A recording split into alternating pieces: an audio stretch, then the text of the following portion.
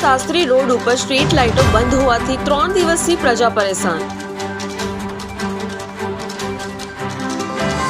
ખાડામાં રસ્તા હોવાથી મુસાફરોએ અંધારામાં રસ્તો શોધવાની ફરજ પડી રહી છે।